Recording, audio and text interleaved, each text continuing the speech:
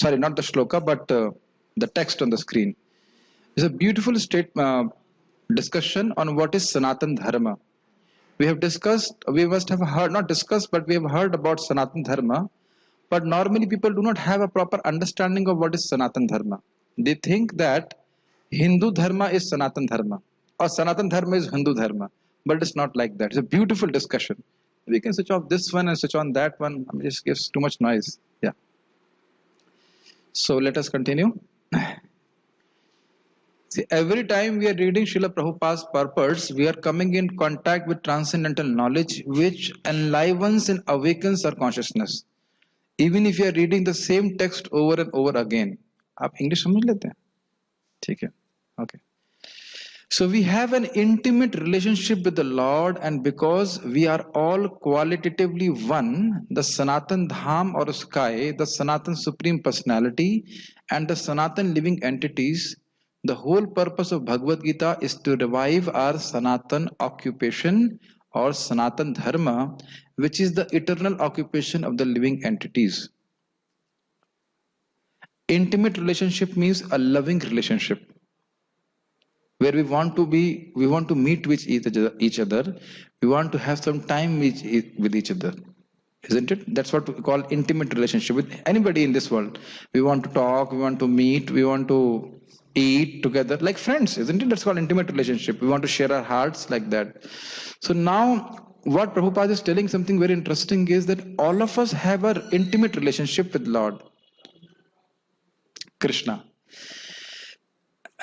Not realizing that we want to fill the gap which we are feeling by the unrevival of our relationship with Krishna in this material world. It's a very long English sentence I've used. Because my relationship with Krishna is not manifested. That's why I'm trying to fill the gap by having those relationships in this material world. I want to have friends. Some people want to have wives. Some people want to have servants. So these are various rasas. These are material rasas. But we are trying to experience in the world which actually can only be exchanged or originally be exchanged with Krishna. Are you able to understand this point? And please remember, you may reject this knowledge or accept it. But unless we revive our relationship with Krishna, we can never be happy. Have you ever played the games where we put some... there are jigsaw puzzle. Jigsaw puzzle you have understood? Jigsaw puzzle you don't understand. It's like a game in which there are cutouts and you start fixing things so that to get a whole picture. Yeah, it's called jigsaw. वही तो बोल रहा था. That is called jigsaw puzzle. So you must remember that the cutout of Krishna the form of Krishna can only be filled by Krishna. In that nobody will fit. In that jigsaw puzzle of this life where we want to see who will fit in this form, Tribhanga Lalit form of Krishna, who will fit? Only Krishna will fit. So just like in the jigsaw puzzle, unless you put a proper cutout in that, it will remain empty. समझ रहे हैं? Similarly, unless we have Krishna in our life will always have some kind of emptiness, some kind of unsatisfaction. It's a beautiful example I've heard, and I'm just presenting before you. Are you able to understand this point? The jigsaw puzzle, समझ रहे हैं ना? Jigsaw puzzle example. Unless we have a love, and if we have a loving relationship with Krishna, no matter if we have something from outside or not, we will be happy. Okay, this is a very important point. Now, what Prabhupada is explaining, there is a spiritual world which is Sanatan. Sanatan is eternal. Krishna is eternal. And all of us are eternal. And we have heard it so many times, but we have a tendency to again come back or fall back to temporary situations and temporary problems which we think they are very important to solve. And the only goal of these problems is to distract us from solving the main problem, which is a revival of our relationship with Krishna, which happens by hearing, chanting about Krishna directly. That's why Srila Rupa Goswami says तन्नामरूप चरितादि सुकीर्तनानु स्मृत्यो क्रमेण रसना मनसि नियोज्य तिष्ठन् व्रजेत तदनुरागी जनानुगामी कालं नयेदखिलमित्युपदेश सारम्. The essence of all advice is that a person should constantly hear about Krishna's name, form, qualities, and pastimes. And you know why? Because by doing this, our original love for Krishna becomes manifested. I'll again repeat this point. In Chaitanya Charitamrita himself, Mahaprabhu's Krishna himself is saying, whenever you are remembering Krishna, by that small remembrance, by every remembrance, please hear very carefully, by every remembrance of Krishna, your love for God is increasing. Please try to understand the depth of this statement. By your every remembrance of Krishna, love for Krishna is increasing. That means by every time you chant Hare Krishna, Krishna Krishna, Hare Hare, Hare Rama, Ram Rama, Hare Hare, your love for Lord is increasing. Krishna mantra aite sabhav, jai jape Krishna prati upajay bhav. Anybody who will chant Hare Krishna, his love for Krishna will increase. The problem is we also do other things which will increase our disease. So slowly try to understand what is the focus, what should be our focus of life to remember Krishna. Now you are able to understand why it is said that always remember Krishna and never forget him. By remembrance of Krishna, our love for Lord will increase. And by forgetfulness of Krishna or doing actions which will lead to forgetfulness of Krishna, that intimate relationship with Krishna will become covered. Make sense to you? Okay. So you have heard this point. The whole purpose of Bhagavad Gita is to revive our Sanatan occupation. What is Sanatan occupation? Serve Krishna without any material desires. Favorably. Makes sense to you? Yes, ma'am. Just like if you have a friend and we just hang around with him. We'll just talk and we can eat together. We don't expect that what he will give me in return, isn't it? We just love them, isn't it? That is the point. What is the whole goal of life? We just want to be with Krishna. And you see, there are two natures within us. One nature is we want to be with Krishna. We want to do bhakti. Other nature is we don't want to be with Krishna. That is called avidya. But as we keep on increasing our bhakti, then that nature of not being with Krishna goes away. I hope you are able to understand what I'm trying to say. Just like now we're discussing Bhagavad Gita, so we are associating with Krishna. So we want to hear Bhagavad Gita, but there's another thing in our heart which is saying, too much. Hindi class ho gaya na, bahut ho gaya. Why is we have more extra class? Yes? Yes or no? Yes. So we have to not hear that point. It's not that if I would have left you at 8 o'clock, then after 8 to 8:30 you will be discussing Vedanta Sutra or Brahma Sutra. No, aisa nahi hai. We'll just talk about some maybe mundane subject matter or something like that. So recognizing this, that really the jiva wants to Krishna. I am hankering for Krishna, but my avidya is not hankering for Krishna. So we should not listen to avidya.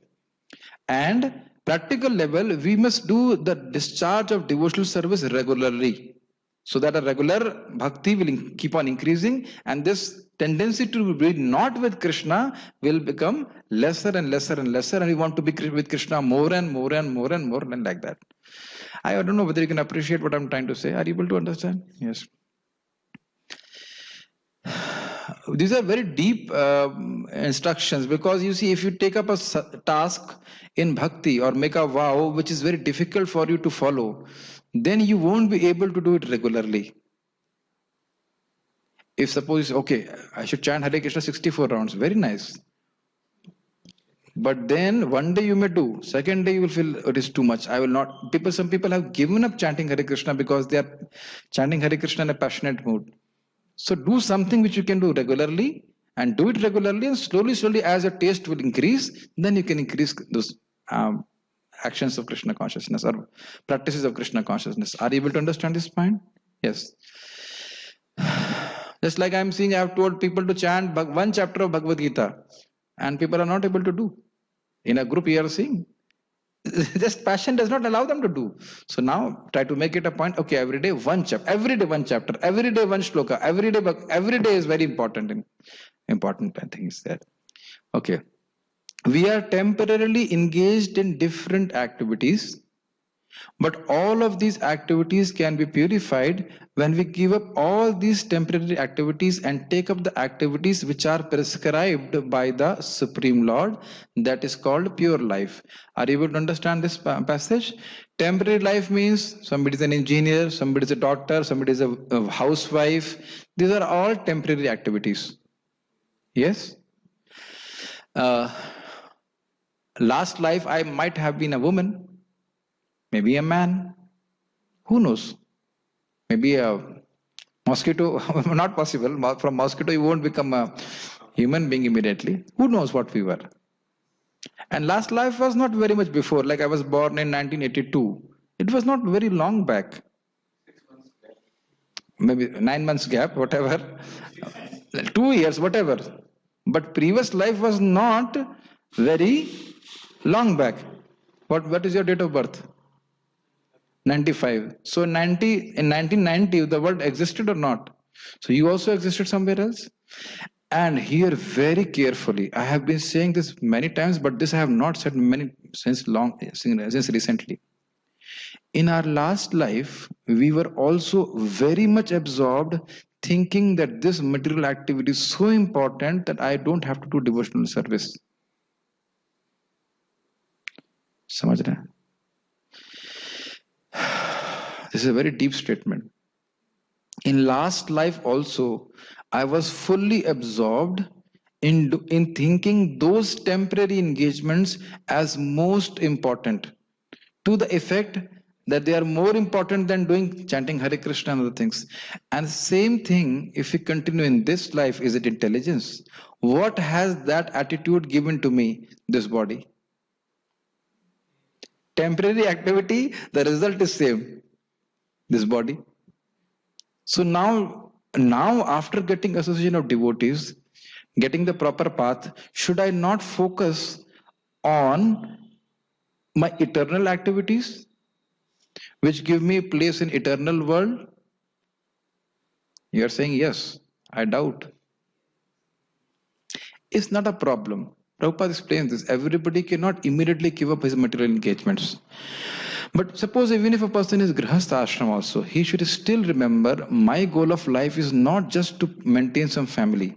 Or even if I'm maintaining the family, it should be the purpose that all of them do devotional service. Able to understand this point? So now, what is that? So this point is not understood. We become absorbed in temporary activities, and in that way we forget what activities will give me eternal benefit. Are we not seeing it in ourselves, in our previous, or in the families, or whatever, in the society in general? नहीं समझ में आता है? Getting a job, getting a wife, getting some kids, all these things are temporary things. Yes or no? And thinking them very important, people neglect their devotional service. All of these things can be taken away from us at any point of time. But because they are guided by mode of passion and ignorance, they value it very much, but they won't value chanting Hare Krishna that much. So we should associate with Vaishnavas who are serious about engaging in their eternal occupation, Sanatan Dharma, which is loving service to Krishna. Then we become convinced and inspired to that. That's why we have this Zoom Japa class, so that everybody who at least all those people who are serious about chanting, they will come together. Nobody is forced to do that. Does it make sense to you? People say yes, but no problem. How much, whatever they can accept. Where we were. And the Supreme Lord and his transcendental abode are both Sanatan, as are the living entities, and the combined association of the Supreme Lord and the living entities in the Sanatan abode is the perfection of human life. That means, after getting this human form of life, if you go back to Godhead, then मजा आ गया. हिंदी में कहेंगे मजा आ गया. समझ रहे? मजा आ गया मतलब सुनने, मजा आ गया. Sari problems solved. All the problems are solved eternally. Just imagine if you have to take birth again and then again go to nursery class. A, B, this is too much. Ka, kha, ga, and then again being helpless child, completely dependent on the parents. You cannot speak for some time also. For 2 3 years, maybe at least 1 year, 1.5 years is miserable actually. You can't tell your problems to the mother.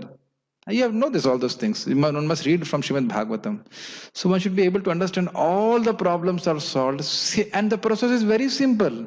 You pay obeisances to Krishna, you chant Hare Krishna, take prasadam, try not to offend anybody, follow the 4 regular principles and go back to Godhead. My Guru Maharaj says this, that our greatest misfortune in Kali Yuga is that we do not realize our good fortune that simply by chanting Hare Krishna, Krishna Hare Hare, Hare Rama, Ram Ram, Hare Hare, we can go back to Godhead. It's just so simple, isn't it? Prabhupada says Krishna consciousness is so simple that you might miss it. So this is the perfection of human form of life. The Lord is very kind to the living entities because they are his sons. Lord Krishna, yes, very nice. Lord Krishna declares in Bhagavad Gita, Sarva Yonishu Aham Bija Pradapita. I am the father of all. Of course, there are all types of living entities according to their various karmas. But here the Lord claims that he is the father of all of them. Therefore, the Lord descends to reclaim all of these fallen conditioned souls to call them back to the Sanatan eternal sky so that the Sanatan living entities may regain their eternal Sanatan positions in eternal association with the Lord. You must remember that Lord's desires cannot be forfeited. They cannot be stopped.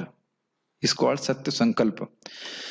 Now, as soon as a person takes to Krishna consciousness, then Lord desires this person should come to me. Like Lord has already desired for you, Sunil Prabhu, that he will come to him. Finished. And now you may desire right now or not. I hope you are desiring. Otherwise, why you will continue in Krishna consciousness? But he has decided it there in the spiritual world. Once also somehow that somebody chants Hare Krishna, Krishna is so kind, he's so much obliged. Just like he says, Draupadi, when Draupadi was calling out, this is very touching to my heart always, this pastime when Draupadi was calling out to Krishna, Hey Dwarka Dhish. And she called out to Krishna. Then Krishna says, is in Dwarka, and says, Draupadi has called out my name, and I am feeling gratitude. For us, those 2 words she chanted, and Krishna came and protected Draupadi. Krishna never forget this simple Hare Krishna, simple chanting Hare Krishna. It is inconceivable, isn't it? Simply chanting Hare Krishna, and Krishna is so obliged to that devotee. And what to talk of actually preaching the glories of holy name and inspiring others to chant Hare Krishna. Taking up the task which is so dear to Krishna. You cannot imagine how much we please Krishna if we take up the responsibility of executing the desire of Krishna. I will tell something very deep, which I have heard from Vaishnavas. Beautiful. If you take a responsibility when you are not forced, then that is called love. Can you appreciate this point? If you take a responsibility when you are not forced, then it is called love. So now when a devotee has love for Krishna, he takes up the responsibility of a service which Krishna really wants to be done, and that service is spreading Krishna consciousness, spreading Hare Krishna mantra in some way, in whichever capacity he can do. And if we have that sincere desire, then Krishna will empower us to do that. These are beautiful reflections to meditate upon. And Krishna is not expecting that we can preach to so many people like that. Whichever way Krishna may inspire.